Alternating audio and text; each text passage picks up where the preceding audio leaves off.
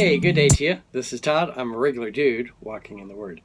Hey, we're going through Passion Week today, and today is, what day is it? It is Thursday, okay? Today I'm talking about our love for Jesus, all right? And it's taken from Mark 14, verses 1 through 11, okay? And as we talk, remember, we started with Passion Sunday, we're ending at Easter Sunday.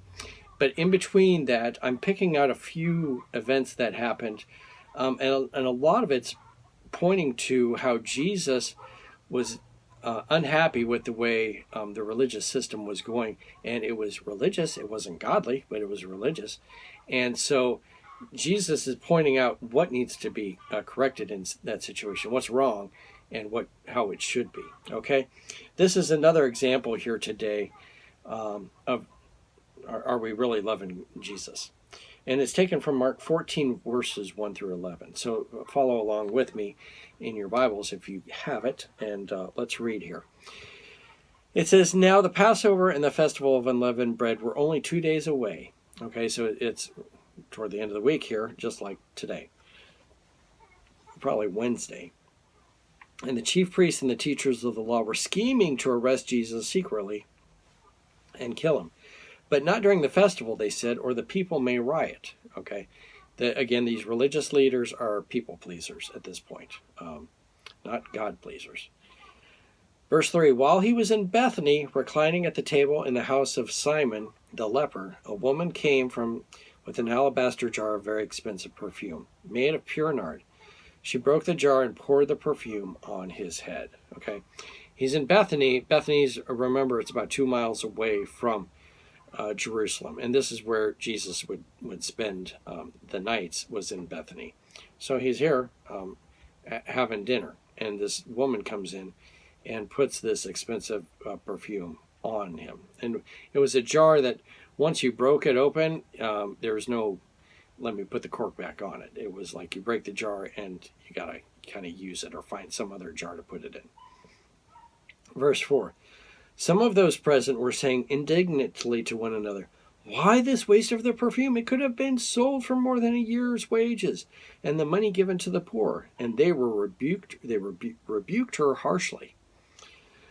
'Leave her alone,' said Jesus. 'Why are you bothering her? She has done a beautiful thing to me. The poor you will always have with you, and you can help them any way you want, but you will not always have me.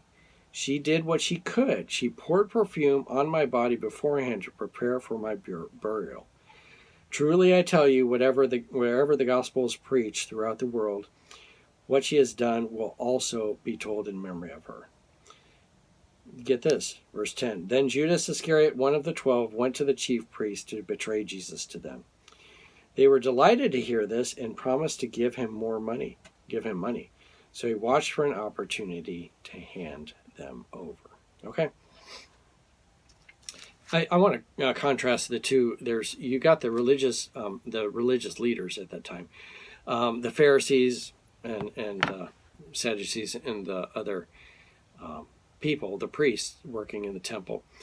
They were acting religious, but they didn't have a relationship with God, really. Okay, and sure didn't have a relationship with Jesus.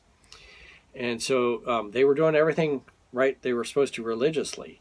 They would be at the temple all the time and everything, but they didn't have that relationship with God. You contrast to this woman that took the perfume and poured it on him. She had the relationship with God. She wasn't doing all those religious things, though, okay? But she definitely had that relationship with God.